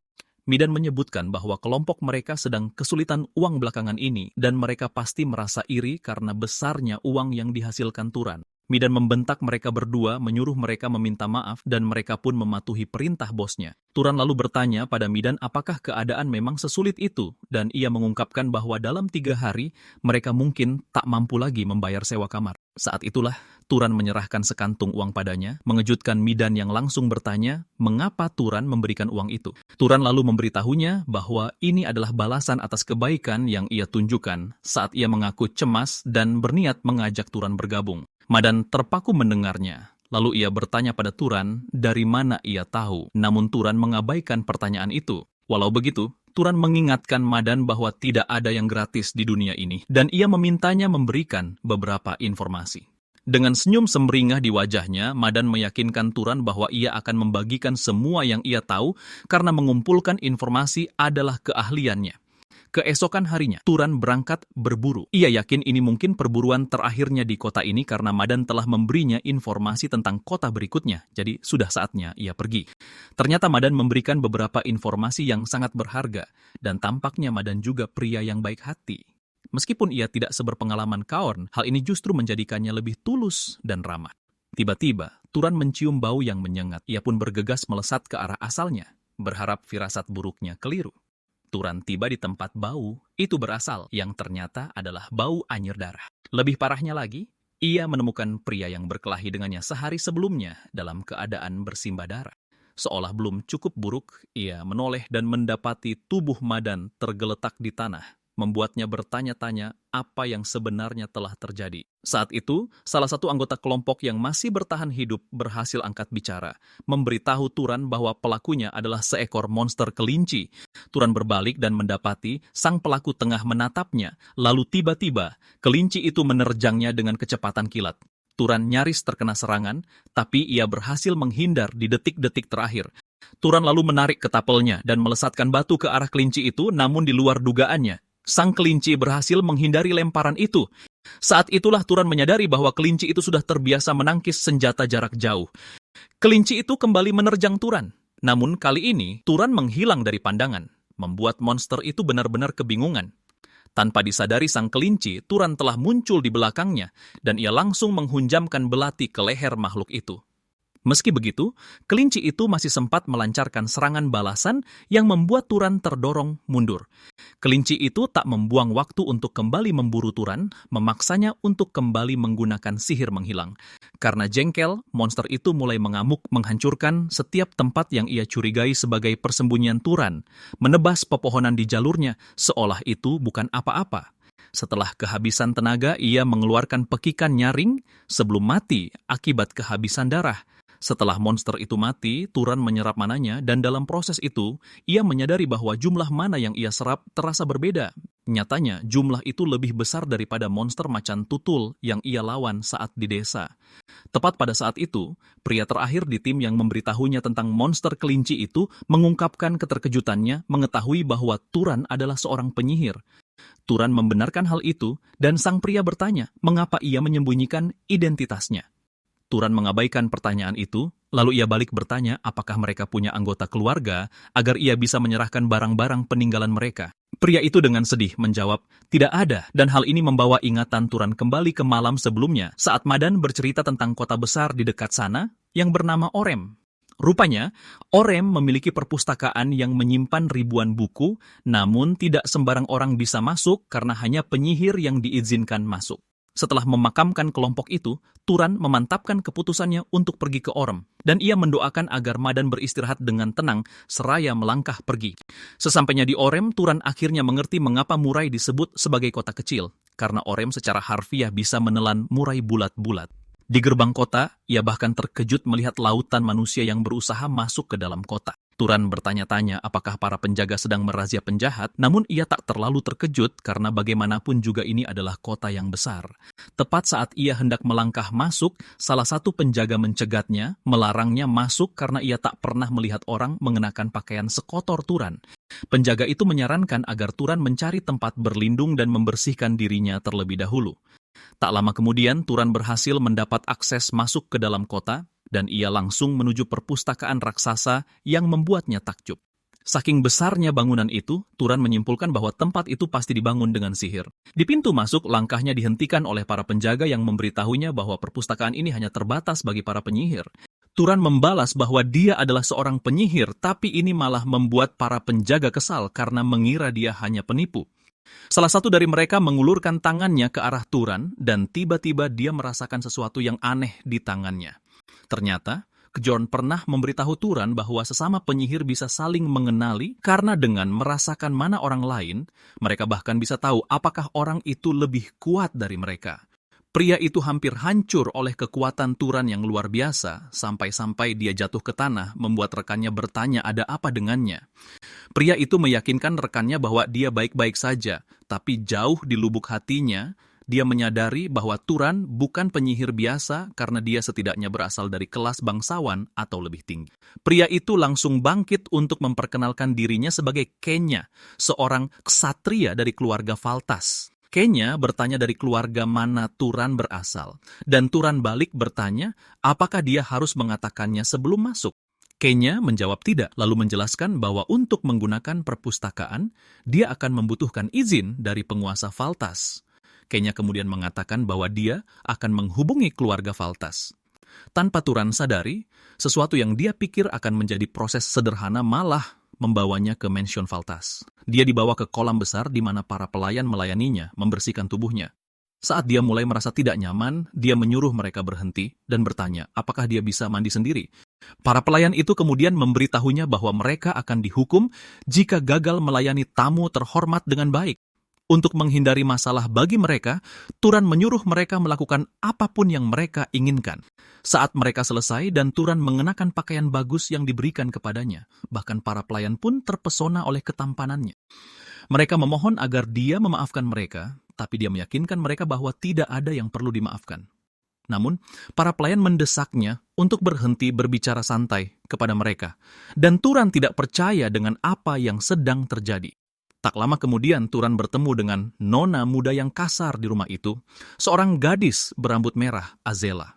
Azela bertanya dari keluarga mana Turan berasal, dan Turan menjawab bahwa karena alasan pribadi, sulit baginya untuk mengatakannya. Azela terkejut mendengarnya, dan jauh di lubuk hatinya, dia sudah merencanakan kejahilan karena Taran menyembunyikan identitasnya. Tiba-tiba Azela melepaskan mananya sambil menyuruh Taran melakukan hal yang sama. Taran melakukan apa yang diminta, dan saat Azela melepaskan aura kuning dari tubuhnya, Taran memancarkan aura biru. Kehadiran mereka begitu luar biasa sehingga orang-orang yang ada di ruangan itu terpaksa menundukkan kepala. Setelah pamer kekuatan, Azela memuji Turan sebelum dengan halus menyuruhnya untuk menikahinya. Seperti biasa, ekspresi Turan menjadi dingin karena terkejut dan kebingungan. Bahkan kepala pelayan Azela terpaksa menyuruhnya berhenti mengatakan hal-hal yang tidak perlu. Azela mencoba mengendalikan situasi dengan mengatakan itu hanya lelucon, tapi kemudian menoleh ke arah Turan, menyuruhnya untuk tetap memikirkannya. Setelah Azela pergi, Turan melihat jari-jarinya dan menyadari bahwa jari-jarinya gemetar. Dia baru menyadari bahwa mana Azela ternyata sebanding dengan miliknya. Beberapa saat kemudian dia pergi ke kantor patriark di mana dia bertemu dengan pemimpin keluarga, Rog Valtas. Setelah perkenalan mereka, Rog mengatakan dia tahu Turan ingin menggunakan perpustakaan. Dan dia memberitahunya bahwa tidak ada sihir kuno yang luar biasa di perpustakaan itu. Bahkan, dia memberitahunya bahwa tidak ada metode rahasia untuk meningkatkan mananya. Tapi Turan meyakinkannya bahwa itu tidak masalah karena dia memang tidak pernah menginginkan hal-hal itu sejak awal. Rak kemudian memberitahu Turan bahwa dia tidak akan menghentikannya karena dia masih menginginkannya. Dan dia mengungkapkan bahwa tidak ada apapun di dalam perpustakaan yang dianggap sebagai informasi rahasia terkait keluarga mereka. Karena hari sudah larut, Rug menyuruh Turan untuk kembali keesokan harinya, dan Turan meyakinkannya bahwa dia tidak akan melupakan kebaikannya. Keesokan harinya, para penjaga menyambut Turan dengan penuh hormat setelah mengonfirmasi kartu akses perpustakaannya. Turan melangkah ke dalam perpustakaan, dan dia benar-benar takjub melihat betapa besar dan megahnya perpustakaan itu. Dia masih melihat-lihat ketika seorang anak kecil muncul di sampingnya, menyambutnya di perpustakaan sekaligus mengungkapkan bahwa dialah sang pustakawan. Dia memberitahu Turan bahwa dia akan menjelaskan peraturan perpustakaan kepadanya. Jauh di lubuk hatinya, Turan terkejut karena dia tidak menyangka seorang bocah kecil bisa menjadi pustakawan. Dia memberitahunya bahwa peraturan pertama adalah dia tidak boleh merusak apapun karena jika iya, dia harus membayarnya. Kedua, dia tidak diizinkan membawa buku apapun keluar dari perpustakaan. Dia kemudian menambahkan bahwa dia akan mengawasinya selama menggunakan perpustakaan, tapi Taran memintanya untuk menjaga jarak saat dia membaca agar dia tidak merasa risih. Karena bocah itu adalah pustakawan, Taran bertanya apakah dia juga membaca buku-buku di sana, dan dia membenarkannya, lalu memberitahu Taran bahwa dia bisa membantunya mencari apapun yang dia minati. Pustakawan itu bertanya apakah Taran menginginkan buku romansa atau sejarah, tapi Turan hanya mengatakan bahwa yang dia inginkan adalah mempelajari pengetahuan dasar tentang dunia. Tidak lama setelah itu, pustakawan tersebut membawakan setumpuk buku untuk Turan, memberitahunya bahwa buku-buku itu sudah berusia ratusan tahun, dan dia yakin buku-buku itu tidak akan cocok dengan apa yang dia cari. Dia kemudian memberikan setumpuk buku lain, dan mengatakan bahwa buku-buku itu seharusnya bisa membantunya. Turan berterima kasih atas bantuannya, dan dia takjub melihat betapa luar biasanya buku-buku itu. Turan membuka sebuah halaman, dan rasanya seolah dia disambut di surga karena betapa menakjubkannya isinya. Turan langsung jatuh cinta dengan bacaan itu, dan dia mengulangi rutinitas yang sama setiap hari. Berkat ini, Turan bisa memahami geografi dunia, berbagai ras di dunia, dan tata krama para penyihir. Bahkan, dia bisa mempelajari bagaimana berbagai barang diproduksi dan diproses. Dengan setiap pengetahuan yang dikumpulkannya, dunianya yang dulu terasa seperti ruang hampa kini menjadi lebih jelas dan nyata baginya. Beberapa hari kemudian, Rak mengundang Turan ke kantornya karena dia mendengar bahwa Turan telah menggunakan perpustakaan dengan sangat baik. Rook mengatakan kepada Turan bahwa selain memperlakukannya sebagai seorang bangsawan, mengizinkannya menggunakan perpustakaan juga merupakan tindakan niat baik darinya. Pria itu lalu mengatakan kepada Turan bahwa dia ingin menerima bayaran atas niat baik ini, dan Turan menyuruhnya untuk mengungkapkan apa yang dia butuhkan. Rak menyebutkan bahwa seekor monster telah muncul di utara kota, dan monster itu terus menyerang para pelancong. Turan bertanya, apakah dia ingin dirinya memburu monster itu, dan Rak menyebutkan bahwa 4 ksatria sebelumnya pergi untuk memburunya, tapi mereka tidak pernah kembali. Kali ini dia ingin seorang bangsawan turun tangan, tapi keluarga Valtas hanya bisa mengerahkan 2 orang saat ini.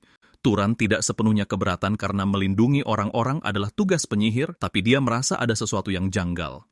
Rook melanjutkan dengan mengatakan bahwa jalan utara telah diblokir, dan ini adalah rute perdagangan penting bagi kota yang mana telah berlangsung selama 10 hari. Mendengar hal ini, Turan menyadari bahwa masalah ini sudah terjadi bahkan sebelum dia tiba di kota, dan itulah alasan kenapa Rak dengan mudah membiarkannya menggunakan perpustakaan. Segera setelah itu, kelompok yang akan pergi berburu bersiap untuk meninggalkan kastel, dan Azela adalah salah satunya. Azela mengeluh tentang betapa tidak percaya dirinya sang ayah sampai-sampai mengirim Turan bersama mereka. Turut serta dalam kelompok itu adalah salah satu anggota keluarga, Marvin Valtas. Saat mereka berjalan masuk ke dalam hutan, Marvin bertanya pada Turan apakah dia tertarik pada Azela, tapi Turan menjawab tidak, dan Marvin membalas bahwa ini sangat melegakan. Beberapa saat kemudian mereka menemukan kereta kuda yang hancur, yang mana adalah ulah monster yang sedang mereka lacak. Para prajurit melihat sekeliling untuk menyelidiki area itu, tapi Turan yang pertama kali menyadari apa yang sebenarnya terjadi. Dia memberitahu kelompok itu bahwa monster yang mereka kejar adalah seekor monyet, dan Azela penasaran ingin tahu bagaimana dia bisa menyimpulkan hal itu. Turan menunjuk ke arah jejak tangan di kejauhan, dan dia mengungkapkan bahwa monyet itu pasti telah menyerang orang-orang di kereta sebelum kembali ke hutan. Turan memberitahu mereka bahwa mereka seharusnya bisa menemukan monyet itu jika mereka mengikuti jejaknya. Azela mengungkapkan bahwa dia tidak memiliki sihir semacam ini, dan begitu pula Marvin. Turan kemudian menyela mengatakan bahwa dia akan mencoba untuk melihatnya. Azela terkejut ketika dia menyadari garis keturunan mana yang dimiliki Turan, dan Turan mengambil secari kain dari reruntuhan untuk melacak si monyet. Turan merasakan dari mana asal mana tersebut, dan dia menunjuk ke arah yang harus mereka tuju. Tidak lama setelah itu, mereka tiba di sebuah aliran sungai di mana jejaknya berakhir.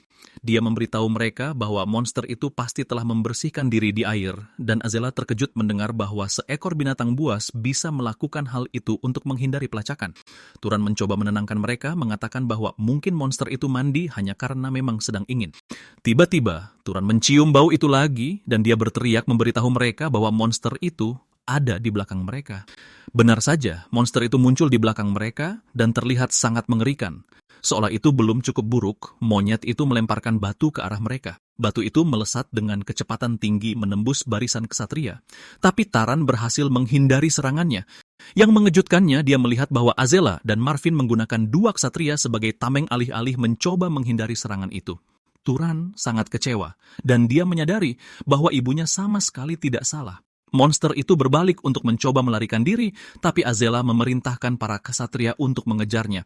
Tepat saat mereka hampir kehilangan jejak monyet itu, sebuah batu yang melesat dengan kecepatan luar biasa melewati kepala Azela, membelah formasi ksatria sebelum menembus tubuh monster itu dan menjatuhkannya ke tanah.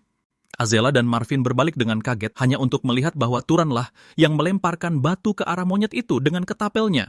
Dengan monster yang sudah tak berdaya, Azela melepaskan sihir bola apinya ke arah monster itu, memanggangnya dengan daya tembak luar biasa yang hampir memanaskan seluruh ekosistem. Taran, di sisi lain, merasa terkesan karena dia akhirnya bisa melihat garis keturunan keluarga Valtas, yaitu para pyromaniak. Setelah dia selesai memanggang monyet itu, Azela mengakui bahwa ada rasa takut di dalam dirinya ketika batu itu melesat ke arah mereka. Sementara Azela dan Marvin sibuk saling menggoda, para ksatria yang terluka berteriak minta tolong. Azela memarahi mereka, menyuruh mereka untuk berhenti merengek. Bahkan ada pria yang seluruh lengannya terkoyak membuat tim tersebut mulai memberikan pertolongan pertama pada para ksatria yang terluka. Turan, di sisi lain, bersyukur bahwa tidak ada korban jiwa. Dan meskipun itu adalah serangan mendadak, dia yakin bahwa mereka seharusnya bisa menghindari cedera serius. Dia cukup yakin bahwa Marvin dan Azela lebih kuat dari para ksatria, tapi mereka tetap saja menggunakan orang-orang yang lebih lemah dari mereka sebagai tameng.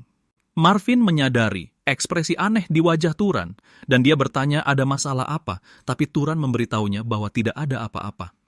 Azela kemudian memberitahu Turan bahwa dia dipersilakan untuk menyerap mana bersama mereka. Turan menyetujuinya dan ketiganya mengelilingi monyet itu untuk mulai menyerap mana. Ternyata Taran pernah membaca di sebuah buku bahwa meskipun beberapa orang menyerap mana sekaligus, tingkat peningkatannya tidak akan berkurang. Tidak lama setelah itu, Marvin dan Azela berhenti karena mereka sudah berada di batas kemampuan mereka. Namun betapa terkejutnya mereka, Taran ternyata masih dalam proses menyerap mana. Azela akhirnya paham mengapa ayahnya menyuruh pemuda itu mengikuti mereka, karena tingkat kemahiran mantra dan kapasitas mananya bahkan menyaingi miliknya. Faktanya, ini lebih mengejutkan karena Turan adalah seorang bangsawan yang bahkan belum mencapai batas pertumbuhannya. Kemudian, kelompok itu kembali ke kastel dan Marvin memuji Turan, mengatakan bahwa berkat dirinya mereka bisa mengalahkan monster itu. Namun, Turan berusaha tetap rendah hati dan berkata bahwa itu bukanlah hal yang istimewa. Nyatanya, ia justru menyesal karena tak menyadarinya lebih awal, sehingga memberi monster itu kesempatan untuk menyerang lebih dulu. Selain itu, Turan tak menyangka monster itu juga memiliki kemampuan pelacakan. Mereka terkejut mendengarnya, lalu Turan menjelaskan bahwa kemampuan yang bangkit bisa berbeda-beda tergantung pada ciri fisik luar sang monster. Ia memberitahu mereka bahwa monyet yang baru saja mereka bunuh memiliki tangan dan mata yang besar, tapi wujud aslinya tidaklah seperti itu. Turan yakin monyet itu kemungkinan besar membangkitkan kemampuan melempar benda dengan kekuatan besar dan kemampuan melihat jarak jauh atau menembus pekatnya hutan. Marvin sangat takjub melihat betapa hebatnya Turan dalam hal semacam ini, dan Turan menyebutkan bahwa ia membacanya dari ensiklopedia monster di perpustakaan. Marvin terkejut karena tak ada seorang pun yang mau pergi ke perpustakaan yang dianggap membosankan. Azela mengaku bahwa dia pernah ke sana sekali karena penasaran di masa lalu, tapi tempat itu penuh dengan buku-buku yang sulit dipahami. Jadi, dia pergi dari sana bahkan sebelum membaca setengah buku pun. Turan lalu memberitahu keduanya bahwa jika ada kesempatan lagi, mereka harus bertanya pada sang pustakawan apakah ada buku yang mudah dibaca. Azela kebingungan saat Turan menyebut tentang pustakawan karena seingatnya tak ada pustakawan di sana. Setelah itu, Turan pergi ke perpustakaan dan sang pustakawan menyambutnya dengan penuh antusias. Berdiri di hadapan sang pustakawan, Turan menyadari bahwa ia telah melakukan kesalahan karena sosok itu sama sekali tidak terlihat seperti seorang pustakawan. Turan tiba-tiba bertanya pada sang pustakawan dari mana ia tahu namanya, dan pertanyaan ini mengejutkannya. Sadar dirinya ketahuan, dia mengungkapkan bahwa ia tahu dari surat izin Taran. Dia menyebutkan bahwa selama masih berada di area perpustakaan, ia bisa melihat apapun di dalam gedung ini. Taran lalu bertanya bagaimana ia harus memanggilnya, dan dia menjawab bahwa dia tak punya nama, jadi Taran bisa memanggilnya sesuka hati. Karena dia tak punya nama spesifik, Turan memutuskan untuk memanggilnya pustakawan saja, dan sang pustakawan membuat suasana semakin canggung dengan obrolan dewasanya. Turan bertanya, apakah dia berasal dari kekaisaran kuno? Dan dia menjawab bahwa sejak awal dia memang bukan manusia. Dia menyebutkan bahwa pada dasarnya dia adalah sesosok roh dan mengungkapkan bahwa dirinya serta perpustakaan itu adalah satu kesatuan. Dia menambahkan bahwa wujudnya saat ini hanyalah sekadar sarana komunikasi yang disesuaikan dengan preferensi penggunanya. Turan mendebatnya dan berkata bahwa wujudnya saat ini sama sekali tak ada hubungannya dengan preferensinya. Sang pustakawan enggan menerimanya, lalu berkata bahwa dirinya adalah cerminan dari apa yang ingin Turan lihat. Turan kemudian membuktikannya dengan menyentuh sang pustakawan, dan dia menyadari bahwa tangannya menembus sosok itu dengan sangat mudah. Sang pustakawan mengungkapkan betapa frustrasinya dia karena tak bisa menggunakan kekuatan fisik pada para pengguna perpustakaan. Andai bisa, dia pasti sudah menghukum siapapun yang membawa buku keluar dari perpustakaan ini. Turan dengan mudah menyimpulkan bahwa tak ada seorang pun yang tahu keberadaannya, dan roh itu menjawab bahwa hingga saat ini belum ada yang punya kualifikasi untuk melihatnya. Dia menyebutkan bahwa penciptanya menciptakannya sedemikian rupa sehingga hanya mereka yang berada di atas tingkatan tertentu yang bisa melihatnya. Ini pada dasarnya berarti hanya Turan satu-satunya orang yang bisa melihatnya. Turan bertanya apa maksud ucapannya itu, dan ia menyebutkan bahwa ini berkaitan dengan garis keturunan. Turan lalu mendesaknya untuk menjelaskan tentang garis keturunan tersebut, tapi sang pustakawan malah menggodanya dan menyuruhnya bertanya pada orang tuanya saja. Turan pun terpaksa memberitahu bocah itu bahwa dia adalah seorang yatim piatu, dan sang pustakawan akhirnya memutuskan untuk memeriksanya sendiri. Namun, dia butuh persetujuannya untuk memeriksa tubuhnya, dan dengan gugup Turan pun setuju. Pustakawan itu memasukkan tangannya ke dalam tubuh Turan, dan ia mengungkapkan hal yang sebenarnya sudah Turan ketahui mengenai garis keturunan pelacak dan pemburu, yang mana merupakan ciri khas dari keluarga Zahar. Tiba-tiba, roh itu mengungkapkan bahwa ada satu garis keturunan lagi, dan itu adalah campuran. Dia mengungkapkan bahwa Turan adalah hasil dari dua orang dengan garis keturunan yang berbeda. Turan bertanya apa garis keturunan yang satunya lagi, dan dia mengaku tidak tahu karena hal itu masih terkunci. Rupanya, garis keturunan yang terkunci bukanlah hal yang langka dalam kombinasi garis keturunan, dan ia memberitahu Turan bahwa itu akan terbuka secara alami seiring dengan bertambahnya kekuatannya. Turan akhirnya membenarkan kecurigaannya selama ini bahwa ibunya terlalu berpendidikan untuk ukuran rakyat jelata, dan sangat besar kemungkinan ibunya adalah keturunan bangsawan. Turan lalu berterima kasih atas bantuan sang pustakawan dan mengungkapkan rasa syukurnya, namun roh itu memintanya tinggal sebulan lagi jika dia memang benar-benar bersyukur. Setelah kejadian itu, Turan terus menggunakan perpustakaan tersebut dan sang pustakawan selalu berada di sisinya. Turan meminta penjelasan tentang berbagai macam buku dan sang pustakawan menjelaskan semua hal yang ingin ia ketahui. Faktanya, roh itu mengetahui berbagai pengetahuan yang telah hilang selama ribuan tahun. Di satu titik, ia mulai mengajari Turan tentang hukum alam yang pada akhirnya membuat pemuda itu sangat takjub. Turan juga belajar tentang bagaimana setiap penyakit muncul dari mikroorganisme dan bahwa pembusukan makhluk hidup disebabkan oleh kuman-kuman yang memakannya. Faktanya, dia juga berhasil memahami prinsip-prinsip dasarnya. Hal-hal seperti pembiasan cahaya panas yang dihasilkan dari gesekan, serta proses bagaimana makhluk hidup terluka lalu sembuh kembali. Kemudian, dia melakukan eksperimen tentang pembusukan, dan dia sangat terkesima saat berhasil melakukannya. Berkat semua hal yang telah ia pelajari sejauh ini, ia berhasil meningkatkan keterampilannya sebagai seorang penyihir. Dia lalu berkata pada sang pustakawan bahwa mungkin saja beberapa keluarga besar sedang memonopoli pengetahuan ini, karena jika semua penyihir mengetahuinya, mereka akan kehilangan keunggulan kompetitif mereka. Sang pustakawan akhirnya paham mengapa tingkat pengetahuan manusia terus menurun seiring berjalannya waktu. Tanpa terasa, 1 bulan telah berlalu, dan Turan memberitahu sang pustakawan bahwa sudah tiba waktunya bagi dirinya untuk pergi. Pustakawan itu terkejut mendengarnya, lalu Turan menyebutkan bahwa Ruk sudah mulai memberinya kode untuk segera pergi. Sang pustakawan sangat sedih mendengarnya, lalu dia melompat ke arah Turan dan memohon agar diajak pergi, tapi tubuhnya malah menembus tubuh Turan begitu saja. Turan bertanya apakah roh itu bisa meninggalkan perpustakaan, tapi dia menjawab tidak bisa. Meski begitu, ia meyakinkan Turan bahwa ia akan terus merawatnya jika ia mau tinggal, namun Turan menolak tawaran tersebut. Saat beranjak pergi, Turan meyakinkan sang pustakawan bahwa dia akan datang berkunjung dari waktu ke waktu dan memberitahunya bahwa masih banyak buku yang belum ia baca di sini. Dengan ini, Turan mengemasi barang-barangnya, lalu dia pun meninggalkan kota itu. Dia mendapatkan sebuah peta dari perpustakaan, dan dari peta tersebut, ia mengetahui bahwa markas keluarga Zahar, Gurun Enriel, berada di timur Orem. Turan memutuskan bahwa sudah saatnya ia pergi ke Zahar untuk mencari petunjuk tentang orang tuanya. Malam itu, Turan berkemah di hutan karena ia tak ingin terburu-buru, sebab semua petunjuk itu pasti sudah lama menghilang seandainya memang sengaja dihilangkan.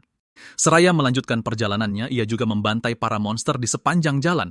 Keesokan harinya, dia melihat seekor kuda yang sedang melindungi pemiliknya yang tak sadarkan diri dari serangan dua Dark Elf. Kedua makhluk itu tampak frustrasi karena mereka didesak mundur oleh seekor kuda keparat. Untuk menyingkirkan kuda itu, para peri menggunakan kekuatan necromancer mereka untuk membangkitkan monster-monster yang telah mati di area tersebut. Taran tetap bersembunyi sembari mengamati para peri itu melakukan aksinya. Taran dihadapkan pada pilihan antara menolong pria itu atau tidak, karena dia juga tidak tahu apakah pria pingsan itulah yang awalnya menyerang para Dark Elf. Para peri itu lalu memutuskan untuk memakan manusia lain yang telah mereka bunuh sembari mencari cara untuk menyingkirkan kuda tersebut. Fakta bahwa mereka adalah kanibal seketika membuat Turan muak dan ia pun segera mengaktifkan mode silumannya. Memastikan dirinya menggunakan mode siluman dengan sangat baik, ia melempar sebongkah batu ke salah satu peri yang langsung memenggal kepalanya seketika. Rekannya langsung panik saat melihat temannya mati tanpa kepala tepat di sebelahnya. Dia pun bergegas mengumpulkan monster-monster yang tadi ia bangkitkan. Turan meluncurkan serangan lagi pada peri itu, tapi monster banteng di depannya melindunginya dengan kepalanya yang keras. Banteng itu lalu menyeruduk ke arah asal serangan Turan, menumbangkan pepohonan tanpa ampun, tapi gagal mengenai Turan. Peri itu mulai panik karena ia tahu apa yang bisa dilakukan oleh pengguna mode siluman, tapi dia memancing keluar tempat persembunyian Turan dengan menggunakan salah satu monster buasnya. Turan terpaksa keluar dari mode silumannya, dan peri itu langsung memerintahkan monster buasnya untuk mengejarnya. Turan merapalkan sihir serangan api, dan ia pun berhasil melumpuhkan salah satu monster itu. Namun sebelum ia bisa mengatur kembali posisinya, sang banteng langsung menerjang ke arahnya. Turan nyaris saja tertabrak, tapi ia berhasil melompat menghindar. Turan panik saat menyadari betapa cepatnya gerakan monster-monster itu. Dia sangat bersyukur karena telah menyingkirkan salah satu peri itu sejak awal. Tiba-tiba, dia digigit oleh salah satu monster dari belakang. Monster itu mengatupkan rahangnya tepat di tumit Turan, dan saat Turan sedang berusaha melawan monster itu, ia malah diseruduk oleh sang banteng hingga tubuhnya terhempas menabrak sebatang pohon. Turan terbanting ke pohon dengan sangat keras, membuatnya menjerit kesakitan. Dia memuntahkan darah sebelum jatuh berlutut menahan sakit, lalu sang peri memberitahu Turan bahwa ia akan membuatnya sangat menderita sebelum akhirnya membunuhnya. Tiba-tiba, sang kuda menendang wajah peri itu hingga membuatnya tersungkur ke tanah. Peri itu berteriak meminta tolong dan para monster pun langsung mengeroyok sang kuda.